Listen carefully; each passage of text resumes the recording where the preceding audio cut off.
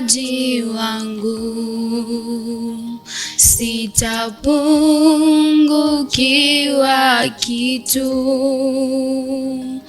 Mlaza kwenye majani mabichi, unongoza kwa maji matulivu. Dear viewer, you are so much welcome. That is our declaration and that is our prayer this evening. You know, the word says in the book of Psalms 27 that the Lord is my shepherd, I shall not lack. He makes me lie down in green pastures. He leads me beside quiet waters. And that is a declaration, dear viewer. So you're welcome for our U Point series this evening. It's an evening and we bless the Lord. We bless the Lord. You're so much welcome. I don't know if you have ever dealt with rejection. I don't know if your own father, your own parent has ever rejected you. You know that feels painful. And Joseph was once there. Joseph alikataliwa na brothers wake. But even in that, the Lord was still with him. Yeah. And as we have started with a song that the Lord is our shepherd. He makes us. He's the one who leads us. He's the one who leads us. And this evening, I'm joined by an amazing guest. Leo tumeenda coast. Tuliwaambia tutaenda kila mahali. We'll search for those testimonies, bringing them just to show you how God is faithful and how much He loves us. Yeah. We have an amazing guest.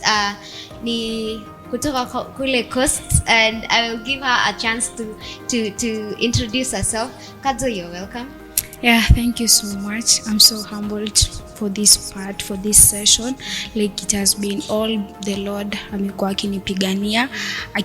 I've seen the hand of God in everything. So my name is Gift Kadzo, a third year pursuing BSc Statistics. Yeah, Egerton University. Na nimetoka Kilifi, sub-county, Malindi. Wow, yeah. Amazing. Leo tuko na mtu wa Kilifi. Unaweza kuwa unajiuza mtu wa Kilifi alifika aje Nakuru. Nani anafanya Nakuru? But we'll get into the story in a short while. So Kadzo, umetuambia umetoka Kilifi. Maybe you can just give us a short background of your family. Yeah, sure. Yeah. So I come from a family of 5. Yeah, my father, my mom, I na 3 brothers. Yeah, so mimi ni second born, a girl. Yeah, mimi ni msichana peke yake. Yeah, mimi ni msichana peke yake. So we have first born boy, then I na 2 siblings mwenye ananifuata, he's in form 2, and then the last born is in grade 7. Yeah. Wow, amazing. And Kadzo, it's Kadzo born again? Yeah, I'm a born again. Christ is my savior. I can say that if ingekuwa si God, I don't know ningekuwa sasa nimefika wapi, but I thank God because he knew ningekuwa sasa niko apart from him, sijui ningekuwa wapi at this time. So I can say it's all God. Na yeah, and I'm proud to be a born again person. Yes. Oh, amazing. Yeah. Amazing.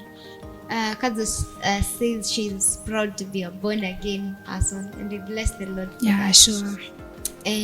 Kadzo, your journey of knowing Christ, where did it begin? Ulijua Christ ukiwa primary ama umekuja kumjulia huko university? Yeah, and how has the journey been? So I can tell nilijua Christ nikiwa mdogo sana, because niliona nikiacha Christ sijui ningefika wapi, juu the problems zenye zilikuwa zinaniandama, there were so many. Yeah, dealing with my family, like I saw it clear, like hii kitu nikifuatilia with my own understanding sitafika mbali. So I just took myself na nikaomba na nikask God kwa aniprotect. Yeah, juu hizo mashida zote, tunajua shida za nyumbani pia mtu ina lead to mtu kukua backsliding, but I thank God kwa sababu he accepted me.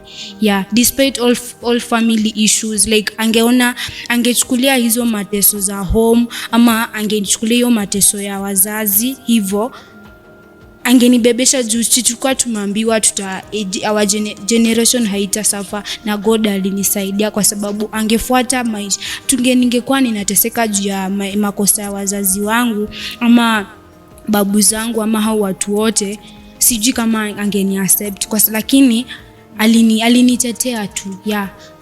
Sure. Oh, that is amazing. And Kadzo, your story, acha turudi hapa kwa family. How's your family life? You grow in a stable family ama kumekuwa na tashwishi hapa na pale? And how has that molded you into being who you are today? So as I have said that my family ndo ilinifanya hadi nika-accept Christ, because I'm from a single mother as per now, since actually my dad and my mom waliachana nikiwa class 1. So I can say from now it has been more than 10 years I've been staying with my mother kwa kina mamangu. Yes, kwetu home background ni Malindi, but I stay Kaloleni kwa kina mamangu Mariakani. So huko ndo nimeishi na mamangu from class 1. Nilikuwa tu nikiwa na mamangu. Niliamka tu asubuhi nikapata mamangu hayuko, nikiwa na huyo first born wetu kwa kina babangu Malindi. So tukaamka, tumeenda shule, tukarudi, mama hayuko. Kumuuliza dada, anasema msijali.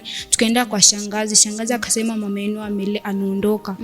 So tulikaka huko kwa baba hiyo class 1 nikiwa mdogo. Actually class 1 nilikuja nikaingia kwa mamangu kwa I think nilitoka huko nikiwa grade 3. So tukaenda kwa shangazi, tukamuuliza mama yetu ako wapi, akasema ashaenda. So tukakaka huko kwa kina babangu, lakini venye tulikuwa huko hatupati ile vizuri malezi, na mamangu bado ako huko pia yeye, sisi tuko under age, hangeweza kutuacha huko tuishi na baba yetu. So akatutumia fare tukakuja tukaishi na mama yetu Kaloleni Mariakani. So tumekaa huko na mamangu all that while, hivyo class 1 tukakuja tukaekwa class 1. By that time huwezi jua, okay, naweza sema tulikuwa ile wadogo, hatukuwa unajua what is this and what is this. So tukaambiwa tu baba yetu tukue tuna acknowledge kama uncle yetu. Kuna uncle mwenye anafuatana na mamangu, so tukaambiwa yeye ndo tuite, maybe you can, ukitaka unaweza ita uncle bado babako. Sasa huyo ndo akakuwa kama baba yetu. So tumeishi na mamangu from class 1, nimesoma class 1, class 8, but I can tell it has been a struggle. Like I can remember at a point unapata mama ako kwa room, juu hiyo time tukienda mamangu hakuwa that stable. So alipewa room na huyo ndugu yake mwenye tuliambiwa bado tunaweza muita baba. So alipewa room, tukakuwa tunaishi hapo. Ile unaenda shule, ukirudi mama ako kwa room analia.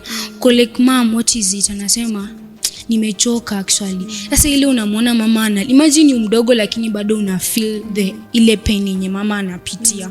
So tuko mimi tuna brother yangu, ule mwingine ni mdogo. Juu mamangu alitoka kwa akiwa na ball ya huyo last born mwenye yako grade 7. So we were 3 by that time tukikuja huko. So ule mwingine ni mdogo. Ni mimi na brother yangu ndo sasa hapo ndo tukapigwa na life sasa. Unapata unatoka shule ukikuja mama akundana analia, unamuuliza mama ni nini? Anasema ni maisha, usijui nafanya nini. Wewe pia sasa mdogo, mtu analia pia wewe unalia juu hakuna otherwise. So unaenda shule, at some point pia hapo kwa nyanya yetu bado unapata mateso. Like mamangu hakuwa stable vile nimesema. So tulikuwa tuna rotate kukula. Unapata my uncles they are 4, so mna rotate. Leo mkikula kwa uncle huyu, kesho mnakula kwa uncle huyu, hivyo mna rotate hivyo au uncle wote. So unapata like leo, okay, tuseme uncle 1, uncle 2. So leo ukifika kwa uncle 1, kitu unapewa ni uji peke yake. Uji peke yake. Na hiyo uncle 2 unapata wamepika chai, mahamri, chapati wameka hapo, wameka tu vitu poa. Next ukienda hiyo family 2 unapewa uji, unashangaa. Ukiuliza huyo mamangu alikuwa some point anaomba sukari apikie brother yangu mdogo uji, anaambiwa hakuna sukari. Na unapata jana walipika chai uko like kwani walinunua ya vijiko 3. So mamangu alikuwa anahuzunika, na hiyo kuhuzunika ilikuwa inanitia uchungu. Alafu kitu kingine ni eti nilikuwa nabeba mzigo sasa. Nasema mbona sasa anatufanyia hivi? Mbona anatufanyia hivi? But nilivyokujua Christ nilitoa mbona. Juu hiyo mbona ilikuwa hadi sometimes unapata mamangu hiyo mbona ndio ilifanya akapata ulcers. Bedhe mamangu ni a victim of ulcers, akona ulcers juu hiyo mbona. So niko like mbona. Sasa brother yangu huyo mkubwa see that born again. Akona ile like hataki kujua, anasema tu kaende hataki kujua. But nilikuwa niko na ile mzigo ya mamangu yenye mbona mamangu anafanywa hivi, mbona mamangu anafanywa hivi. Unajipata tu sometimes umefika mwisho, sasa unasema God do anything, mimi sasa nimefika mwisho, I've surrendered. But I thank God, unapata okay, umeishwa na nguvu, give up, but unapata kuna nguvu nyingine unapata. Kuna nguvu nyingine unapata. So but that ninaweza sema ni Mungu tu, ni Mungu. So unapata mamangu analia nini, but God pia aliingilia katikati. Baadaye mamangu akakuwa stable, akapata job, akawa na ujuzi ya kushona, so anashona, akapata mahali, akaraise pesa zake, akajenga nyumba yake, tukaishi kwa nyumba yetu. So hizo maisha za kusimangwa hapo zikatoka. So now inakuja sasa kwa fees. Sasa hapo ndo shida. So najua source ni mamangu peke yake, na kazi ni tailoring, na tailoring ni yake, sita ameajiriwa na tuko watatu. Okay. Ameajiriwa hapo. So uko like hapo, I provide food, I provide clothing, bedding, chakula, school fees, like sasa mama. But God, sometimes God ana encourage mtu na ana strengthen mtu. Juu ukiangalia hizo changamoto zote tumetoka mbali. Nimependa venye umesema venye Christ alikam ulitoa mbona. Kuna mtu anaulizanga instead of always asking why me, why me, ask why not me. Because the word inasema everything that God does, he does it for the good of those who love him and are called by his people. This is just an encouragement to my viewer. Maybe you're going through something hard na pia wewe unajipata penye kadzo alikuwa kwa mbona. It is just an encouragement to you. God is in that situation. And he everything he does it for the good. So kadzo, kwa hiyo mateso yote, kwa hiyo masimango yote, ninakwambia leo nitalan Kiswahili. Masimango yote, and mtasoma. Will you guys go to school? Nyinyi watatu mtasoma. Na najua primary kuangi such a burden kama high school. High school ndio burden inakujanga ile ya real, na mko watatu. You can just tell us. So hiyo primary unasoma, hiyo unarudishwa nyumbani, unakaa nyumbani. Ikifika lunch time hivyo saa 8 walimu wamechoka. Unajiingiza sasa shule. Ndo ile asubuhi simerudishwa, unaenda na panya roots. So unacheza tu hide and seek na walimu. Kwa sababu hata mimi sikuwa nafika nyumbani. Juu utafika nyumbani utapata nini? Hakuna. Umeacha asubuhi hakukuwa na kitu. Au kukula. Unafikiri utaenda kupata pesa? Singefika nyumbani. Sisi nilikuwa ninabaki nyuma ya shule. Nakaa huko nyuma. Nikiona hivi walimu sana, nilikuwa walimu ana relax. So unatumia panya route tu unaingia shule. Na asubuhi ukifika mama anakuuliza umefukuzwa, mbea hapana mama.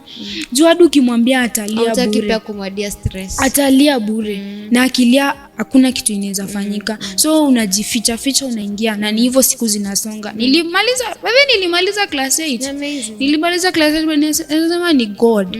Ni God ndo amekuwa through our life. Juu hadi unaona brother yangu alivyomaliza class 8. Yeye alipata hata hakupata pesa marks za high school, lakini alivyomaliza class 8 aliitwa national school na akakuwa sponsored. Tukasema ni God. Ni God. So after kumaliza class 8 nikafikiria mamangu sasa atafanya nini. Nikaanza kufanya 1-2. Kaambia mama tutafanya nini? Najua kabisa hapa hakuna pesa. What will I do? Na ninafaa niende high school.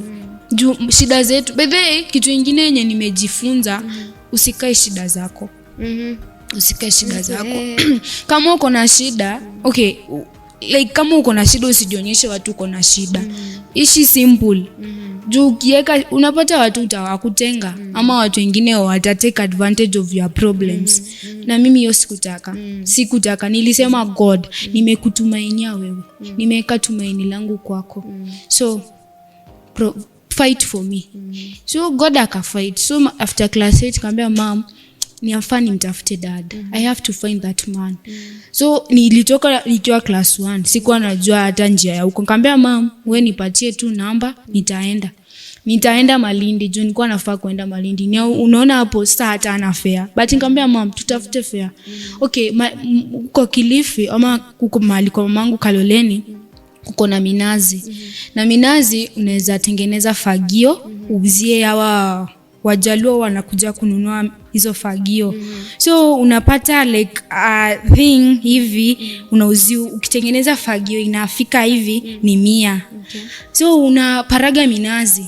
Kuparaga unapanda minazi. Views unaparaga. Wacha kuparaga, test tutaanza kuparaga. So minazi si yenu, lakini itabidi either unapanda ama kanja zikianguka utaenda kuchukua. Mnakimbia hivyo, mnakimbizana na juu kila mmoja anataka hiyo, sababu ni kitu unatengeneza tu na kisu na unatengeneza ball unapata 100. So like 3 ni 200, 300 hivyo. Sasa hiyo pia nikasema nikisema mamangu aende atafute pesa itakuwa ni kumdhulumu. Acha nimsaidie. Nikaingia sasa kufanya hiyo kutengeneza fagio. So nilitengeneza fagio, nika raise money. Mamangu pia kazini kwake pia kaomba hivyo, tukapata na nikaenda. Nakumbuka alinipatia namba ya simu. Kwanza tulienda na huyo brother yangu mwenye sasa ako form 2. Alinipatia tu namba ya simu, sijui mtu. So kufika town tukachukua boda tukaenda hadi home. Sasa mnaenda kutafuta baba yako? Tunaenda kutafuta babangu. Nimemaliza class 8 na mamangu hana pesa. Kama fare already tumefanya tumengangana. Fare ndio mnatafutia hii kuparaga minazi. Okay. Kuyo nitengeneze fagio, niuze, alafu nikiuza ndo napata pesa sasa. Mamangu pia kaanza kutafuta kivyake pia. So tukaenda na brother yangu mwenye sasa ako form 2. So tukaenda, tukafika tao, tukachukua boda, tukapiga simu. Tukasema sisi ni fulani na fulani, tunakuja, sisi ni watoto wa nani. Kwanza walifurahi. Mama hata hakuwa na namba ya babangu. So tukafika huko kwa kina babangu, tukakaribisha tu vizuri. But by the devil is a liar. Very big one. Tulivofika hapo nyumbani, watu walifurahi. But you know what? Kuna msichana alitokea akasema, acheni nikaoneshe kwa baba yenu. Like kuna spirit yenye nilikuja nikarealize haikuwa inataka tuone babangu. Juu kufika hapo, kuna msichana alisema, mnajua baba yenu amejenga nyumba kubwa? Tukamwambia hapana, acheni niwapeleke. Kutupeleka tukaenda paka hiyo plot ya babangu. Okay, kuna gate. So hiyo gate sisi tumefurahi. Tukapanda hiyo gate, tukawa tunasukumana. So unajua wadogo, tukawa tunasukumana. Imagine hiyo gate ilituangukia, but haikutuangukia mimi na mdogo wangu. Iliamungukia msichana. Ikamtoboa hivyo, ikaingia chuma, ikamtoboa hivyo. Na aliishi. Anaishi hadi sasa hii. Alishona. So nasema hiyo kitu ilikuwa ikuje kwetu. But God aka-intervene. So hiyo nikifikiria nasema hii kitu ilikuwa inataka kututenganisha. Haikuwa inataka tuone baba yetu. But I thank God alitusaidia. Huyo msichana bedha alipona. Sasa hii pia yeye sijua kwa form 4. Kitukaa hiyo juu hiyo kurepeat. Alikaa 1 year, alikuwa usi. Lose by the conscious, alikuwa unconscious. But we thank God alikuwa sawa. So the following morning baba akakuja. Alifurahi kutuona. Kwanza alisema, niko na watoto wakubwa. Gift umekuwa mkubwa. Eddie, au brother wangu anaitwa Eddie. Akashangaa, alitu hug. Then nikaenda kando nikaanza kulia. Nikasema, how comes? Huyu anafurahi ukweli? Nikauliza God. Kweli baba anafurahi? Juu kama anafurahi angekuwa anatutafuta. Nikaambiwa gift, acha hizi mambo. Acha na mambo ya mbona. Like narudi kwenye mbona yangu. Then nikasema, oh God, forgive me. So baba yetu akanipeleka, akanifanyia shopping, nikaenda high school. Nimesoma high school Watamu. Shule girl school hapo inaitwa Ngala Memorial. So nikasomea hapo form 1. Babangu akanifanyia everything. Then akapotea. Kupotea ikabidi nimerudi tena kwa mamangu. kurudi kwa mamangu hapo sasa ndo kaanza sasa kizungumkuti. Like baba unampigia simu ya mama hashiki. Ikabidi sasa tunaanza kurotate simu. Unaenda kwa jirani juu unajua pale nyumbani already kwa mama. Hapo already kuna adui.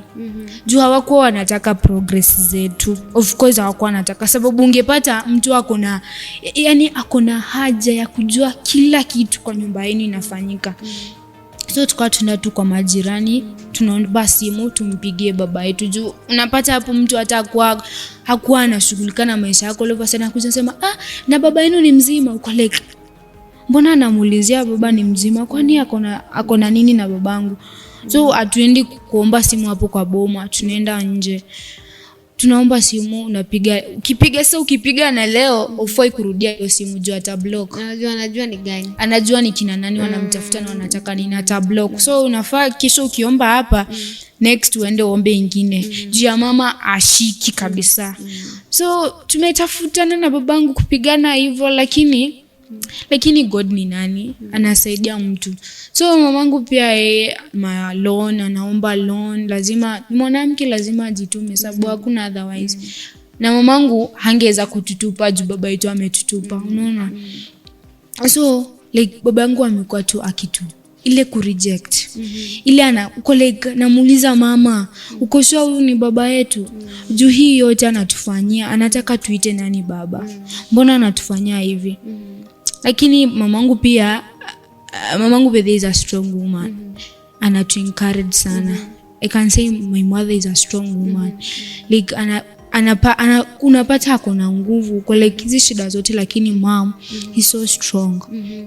So unamuuliza tu, but unaambia nyinyi omba tu Mungu, kwa sababu hakuna ni mimi na wewe peke yake wenye tumeshikilia familia. Brother yangu yeye amekataa kabisa. Yeye anasema hakuna Mungu.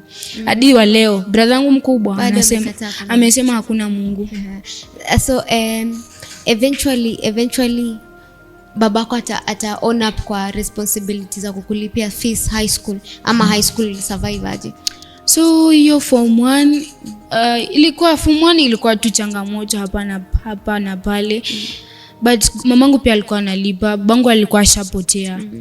So mimi nikasema achani tu na yeye. So form 2 pia babangu simuoni. Ilipofika form 3 corona nikamwambia mama naenda kutafuta tena mzee. I have to find him. Like nimtafute, mbona anatufanyia hivyo? Nikamchukua tena brother yangu huyo. Kaambia twende tumtafute baba. So tukafika town. Yaani uko unakufa moyo. Like sasa ningefanya nini? Unasema you persevere. Nafaa ni haki yangu. So nikamwambia brother yangu twende Malindi. Twende. Sikuwa nataka kuenda peke yangu juu you never know kitu itakufanyikia.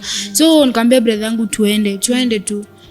Brother yangu ako like huyo mdogo mwenye zako form chako like mbona gift unalazimisha, unaona kabisa daddy hatutaki, mbona unataka tuende? Namwambia Eddie, huyu ni baba yetu, na kama si baba yetu tuende tumwambie atuonyeshe baba. Kwa sababu ni nini si atuonyeshe baba? Kaambia tuende tumwambie atuonyeshe baba, kwa sababu kama si baba yetu situjue. Ndo sisi kama ni tuonyeshe baba, ndo tufuate baba yetu tujue ni baba yetu ni huyo. Kanambia ni sawa, I'm after you. Tukaenda. Tukafika town tukampigia. By the time tulikuwa na namba yake. Si tulipata namba yake. So nikampigia, nikamwambia dad tukapata. Na kanambia ni sawa, nakuja kuachukua. Ningojeni hapo. Like ali react na ile excitement tumekuja. But surprisingly anafika hapo design alitusukuma. Anasema mmekuja kufanya nini huku? Nimemwambia mkae kwa mama yenu, mbona mmekuja huku? Na alikuwa amemwambia na wakujia. Very exactly like ile kuongea kwa simu hadi unasema daddy by the hadi brother wako like daddy ametukubali leo. Kufika anaanza kutusukuma. Anasema nimewambia mkuje. Mimi sijaambia nyinyi mrudi kwa mama yenu. Mimi nitaweka wapi? Sina nyumba yangu sijui niliuza. Nini. So like mali unakani wapi? Bebe babangu pia akona sijui ni nini akonayo. Amekuwa akiishi na mwanamke akona bwana mzungu. So kuna wakati hiyo kusambia mrudi kwa mama yenu, akatusukuma kwa gari. alitutupia pesa ile like hataki kutangamana na sisi. Anasema nyinyi mrudi kwa mama yenu, mimi sasa nitaweka wapi? Sina nyumba ya kuwaweka. Uko like dad. Nikamwambia tu sasa kama huna mali kwa kutuweka, unataka tuende wapi? Tuende orphanage. Juu tumekuja kwetu umesema hauna mali kwa kutuweka. Kwani kwetu hakuna mali kwa kukaa? Ama tuende orphanage basi? Anasema hapana, nyinyi mnafaa kurudi kwa mama yenu sijui nini. Akatutupia pesa. Chukueni muende. Kaambia brother yangu. Brother yangu analia, brother yangu anasema gift nilikwambia huyu si baba yetu. Nilikuonya gift huyu si baba yetu. Kaambia relax.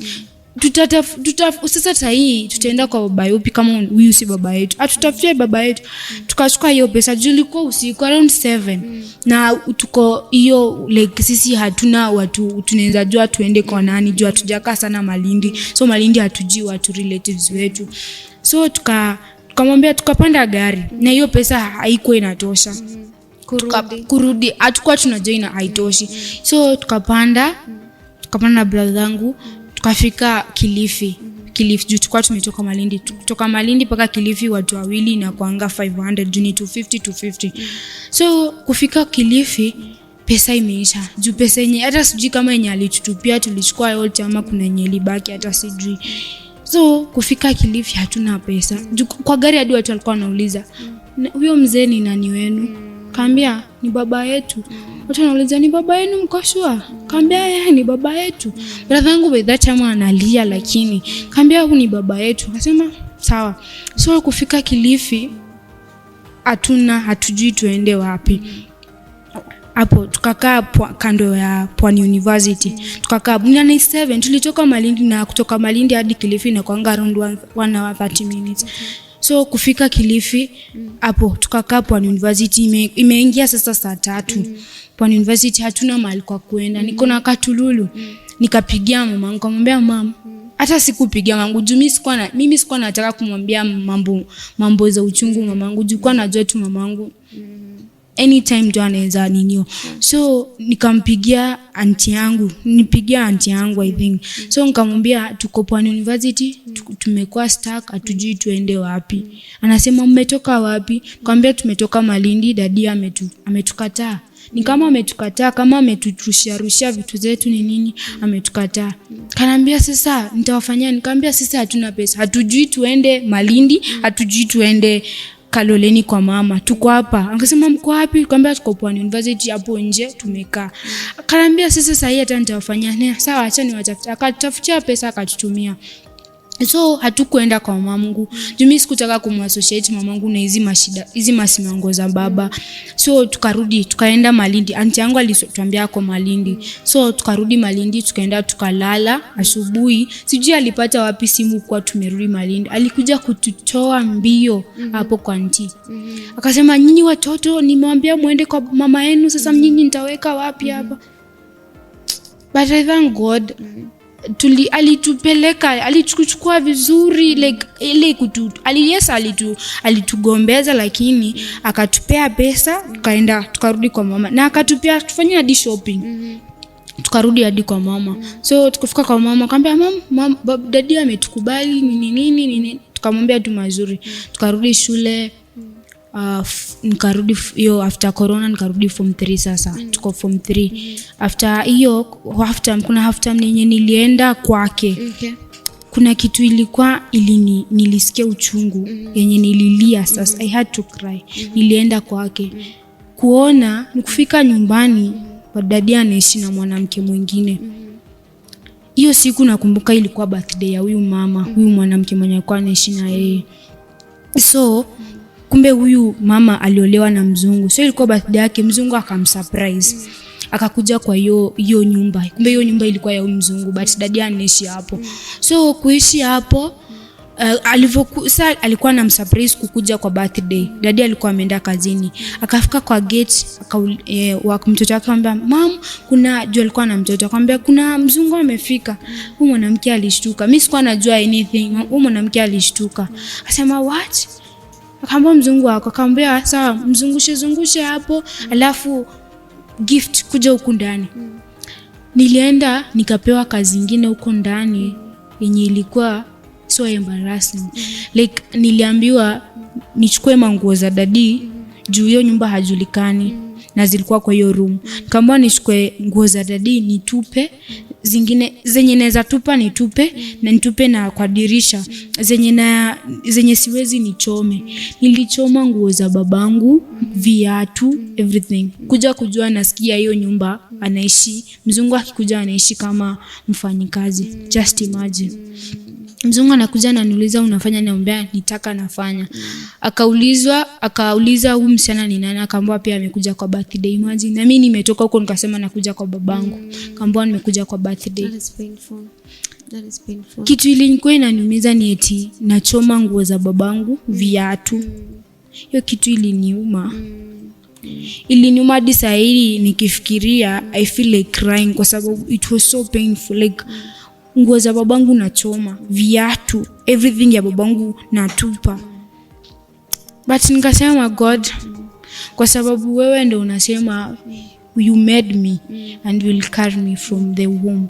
So naomba tu nisaidie kwa sababu hapa nimefika ni mwisho. So babangu kuja hapo akawa anapewa pesa sijui nini aenda atafute room. Akaniambia gift utaenda ama utaenda? Nikamwambia mimi sitaenda. Acha nione kitu iko hapa. Si nimeambiwa nimekuja kwa birthday na birthday haijafanyika. Acha nikae nione birthday. So nilikaa hapo like babangu vile anatreatiwa. Imagine anaitwa room, wako kwa room. Na hiyo ni bibi yake, anaitwa aende achukue mashit afue. Anaitwa vile unajua wazungu, by the way mimi nimekaa na mzungu wana treating vibaya, like wanafanya vitu hadharani hivi. So babangu anaitwa, anaambiwa kuja afanye hivi na wako hapo kwa kitanda. Nilikuwa tu naangalia na nasikia tu but nilikuwa I had God in me. Na anasema when you carry God you have everything. So hiyo ndio kitu yenye ilikuwa inani encourage. Hizo painful zote zenye nimepitia, but kitu moja yenye najiambia that it's all about God. Juu ingekuwa si God, sijui ningekuwa wapi, ama sijui ningekuwa hizo uchungu zote nimepitia ingekuwa zimenipeleka wapi. Juu unapata sometimes ungefeel like acha nifanye everything. Unafika mwisho, unafikiria hadi unasema hii nimeisha, mimi nimeisha, siwezi endelea tena. But God akani strengthen kurudi form 3, form 4, nikafanya form 4. Nilifanya na deni lakini like nasema ni God ndo amekuwa through. Juu madeni zote he covered. Okay, I had hiyo madeni zote za high school. Like nakumbuka nilikuwa amazing part sikuwa nafuzwa kwa hiyo shule. Niko like watu wananiuliza mbona gift afukuzi, lakini ni eti okay my performance ilikuwa inanisaidia, yes, but still nilikuwa nimeshikilia Mungu na God hangeni abandon.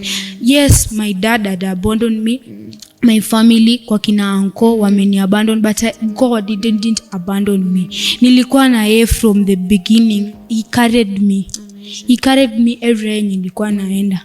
So like nilikuwa hiyo, unapata uko na deni yote lakini haufukuzi shule. Okay, watu wanasema ni maybe ni performance, but I knew it's God. Hadi ilifika at a point kuna form 4 yenye nilikuwa wali strike. Juu anasema gift yako na deni, nilikuwa na deni ya 52,000. I can remember.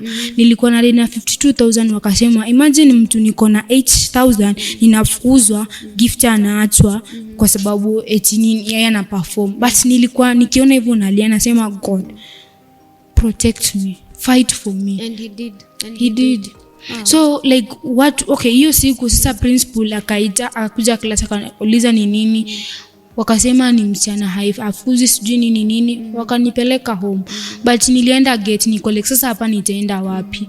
Kwa mamangu from Watamu mali nasoma paka kwa mamangu ni 1,000. Kutoka hapa paka kwa babangu ni 100. But kwa babangu utaenda ukae kwa nani? Kwa mamangu ni 1,000. Hauna hiyo 1,000.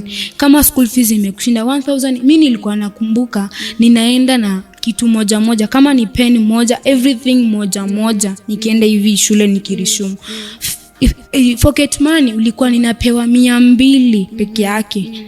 Na hapo hiyo ndio mzazi anaweza afford. Hiyo ndio ana afford. Na bado nilikuwa na accept, so nitafanya nini? So nimeenda gate na shanga nitafikaje home?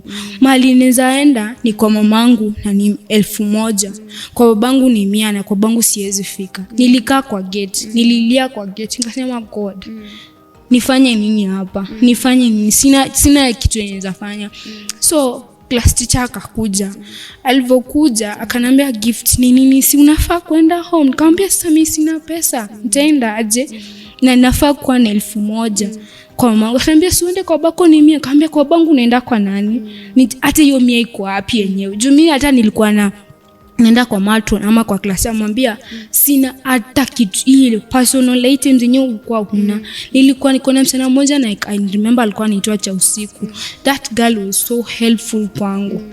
Unapata alikuwa ananisaidia juu sikuwa na anything. Unapata unaenda na mafuta ya nazi ya 40 na unaenda nayo, sabuni unaenda na sabuni moja, hiyo ndo utafua, hiyo ndo utaosha, hiyo ndo mwili utaoga nayo. So nikamwambia nitapata wapi pesa ya kwenda 1000 na itaitoa wapi? Akarudi ndani, akamuita huyo msichana cha usiku. Kama juu cha usiku inakuwa ni hapo karibu. So akanambia organize gift afike, kama unaweza msaidia pesa aende. Tusika akasema hana, lakini acha apigie mamake juu mamake hako around. So akamuelezea na huyo mama pia akaelewa.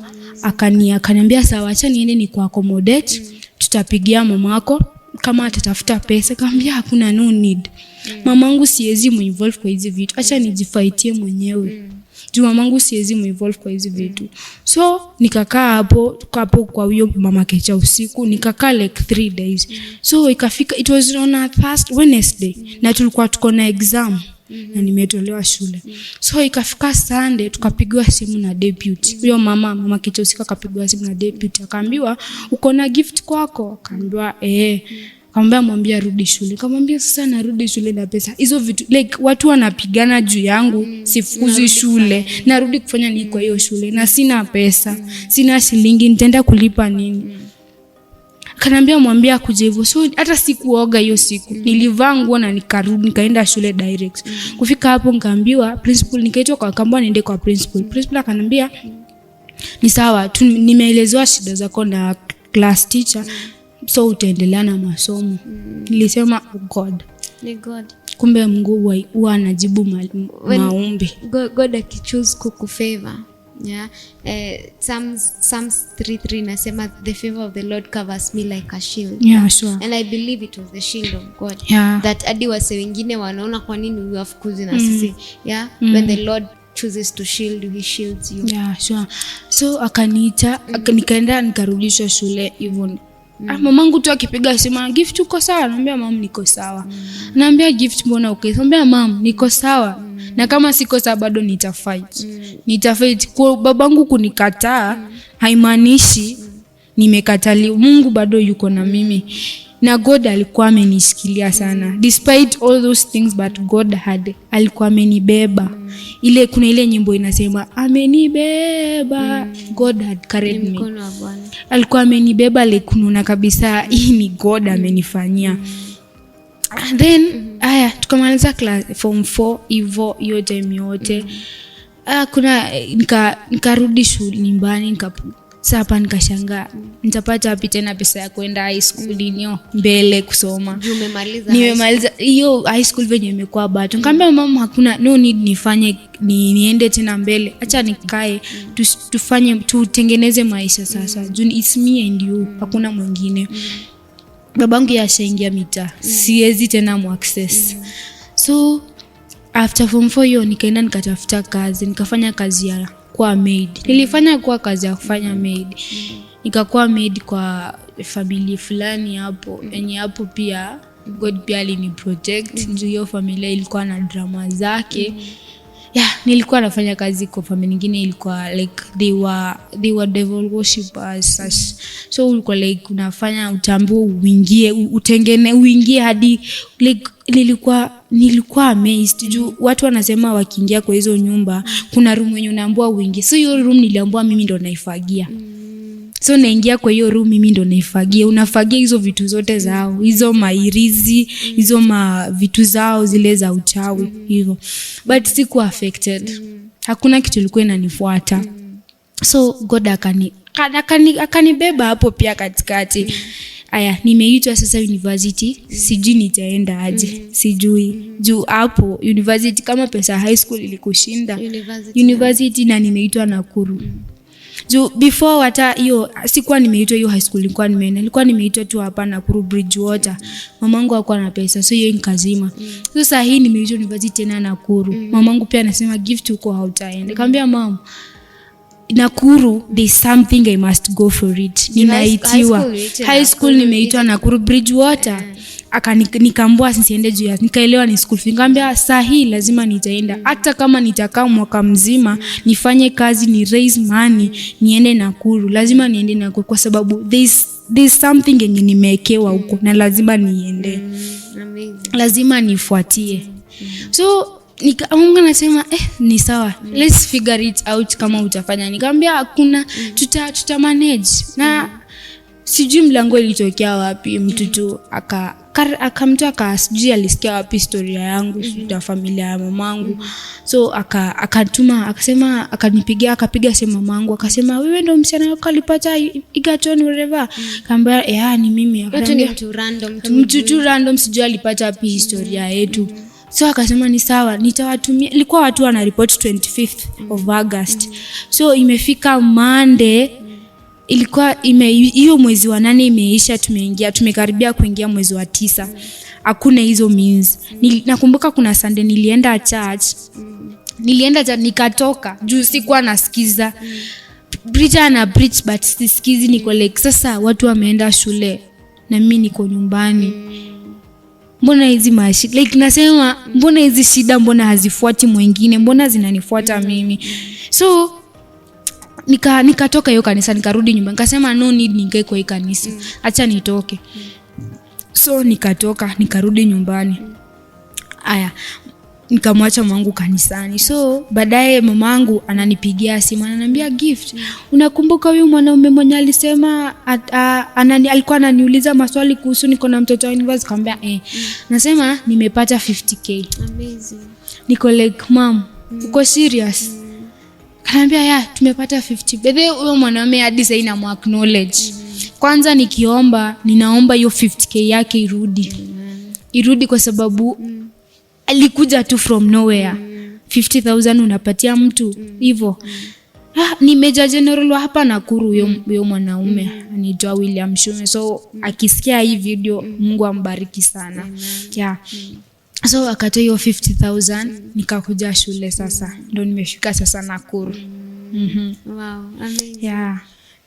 Hiyo ni kuona tu providence ya God throughout. Sure. Kuona tu providence ya God throughout. Kazo naona time yetu imekimbia. But maybe kuna huyo msee. Kuna msee bado ana doubt kama huyo God anaweza provide. Juu story yako tumeona ni story ya rejection. Na maybe my view you're there.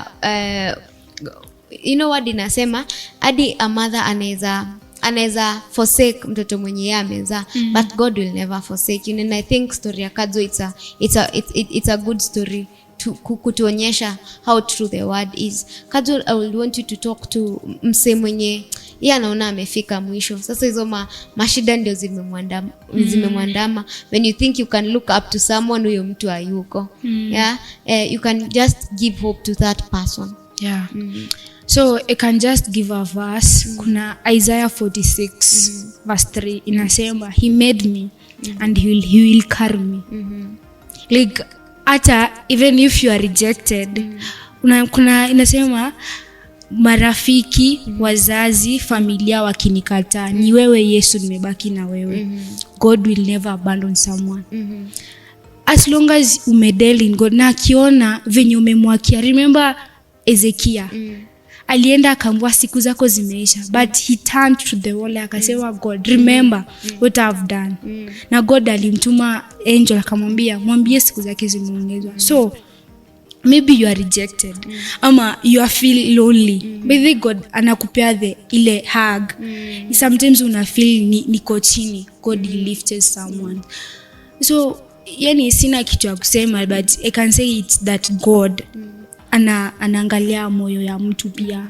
Juu hakuna venye ataona this person has been serving me na nikuje nimwache. Why?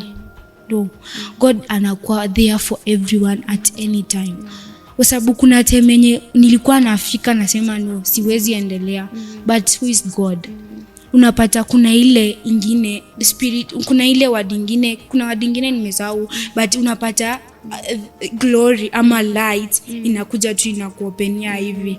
Unaona unapitia kwenye njia zenye hata uko unafikiria, ama kunatokezea tu mlango yenye uko unafikiria. So like God answers prayers. Sure. And when you pray na ukiamini kwa ninaomba, kwa sababu yes unaweza kuwa unaomba but you don't believe.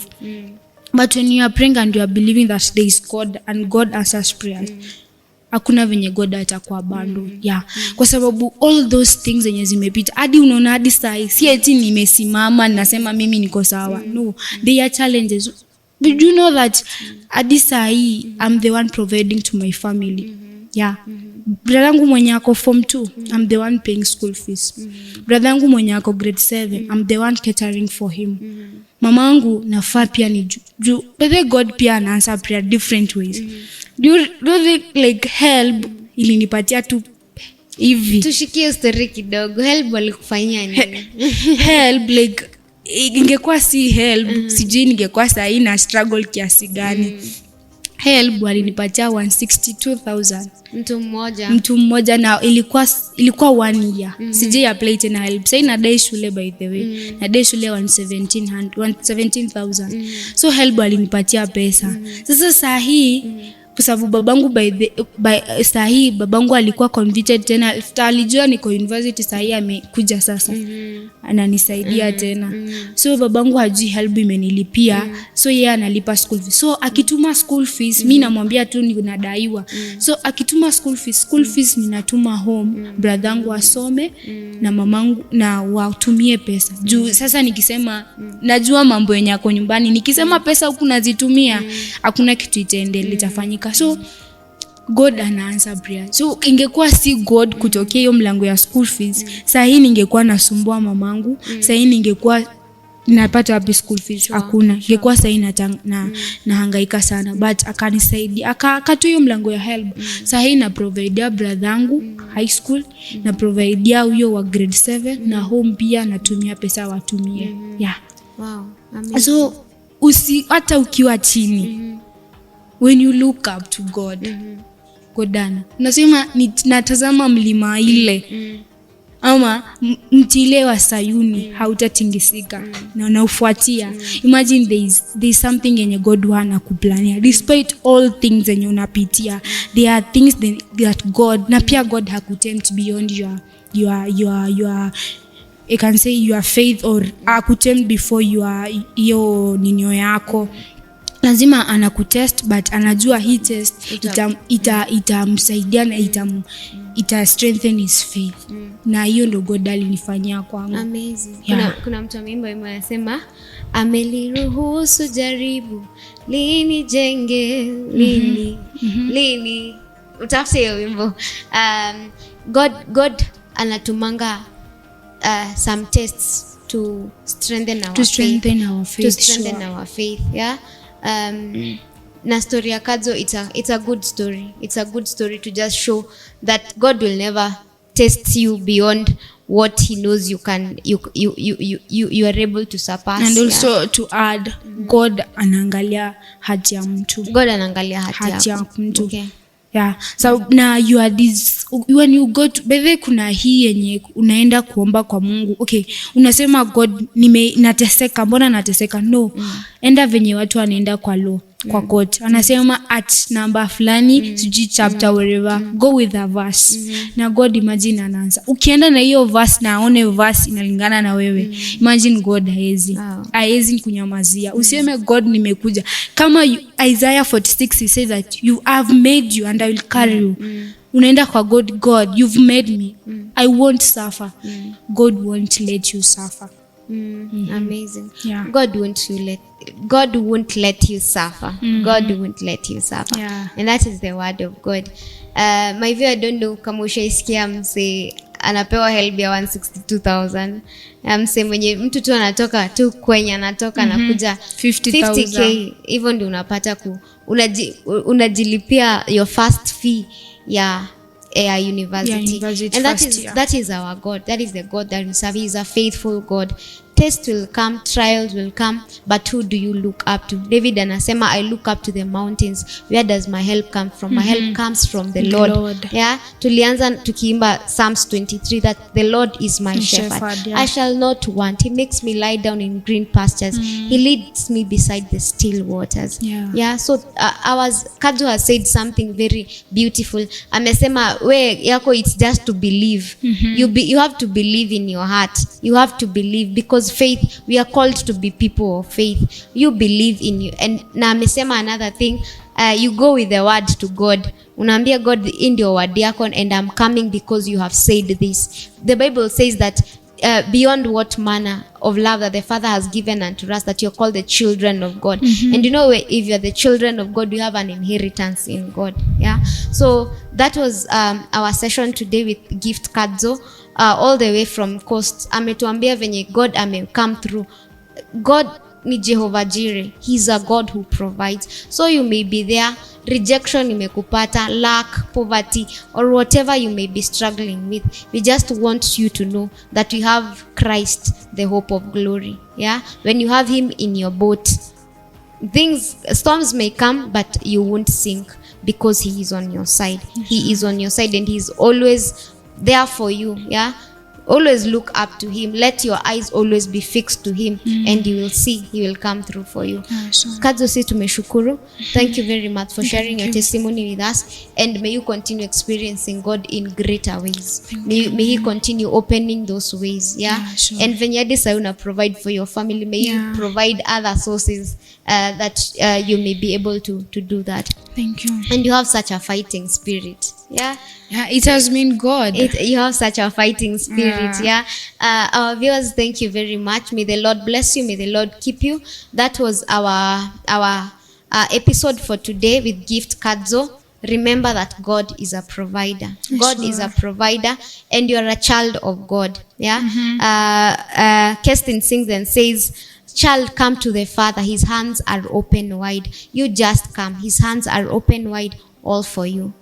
And for those who do not know Christ, maybe uko hapo tu nasikia Kadzo akisema having Christ. If you do not have Christ, this is the time for you. The Bible says it is as simple as believing in your heart and confessing it with your mouth. Just believe that Christ came and he died for you, because he wanted a brighter future for you. You believe that in your heart and you confess it with your mouth, and you'll see the wonderful doings of the Lord in your life. So even as we close, we'll just make a prayer for you there, who you're watching. And Father, we thank you, King and everlasting God, for today's guest, dear Lord. Thank you for Kadzo. Thank you for the sharing, dear Lord. And today we pray for our viewer, dear God, that King and everlasting God, he or she may be there suffering, oh God, from lack, oh God, wondering if you're still there. Like Kadzo was asking, why was all this happening to her, oh God? King and everlasting God, we're just praying that you're going to intervene in the situation right now, dear God. That Holy Spirit of God, you're going to intervene in the situation, Abba Father,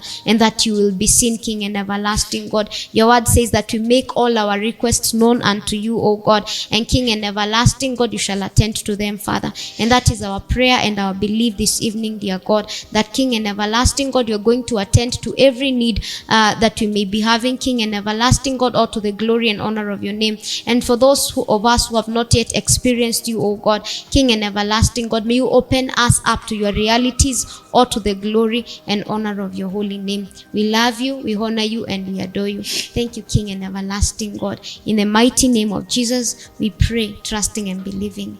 Amen. Thank you, our viewer. May the Lord bless you. May he keep you. May he always shine his face upon you. And above all, may he give you peace. Shalom, shalom, shalom. Keep it you home.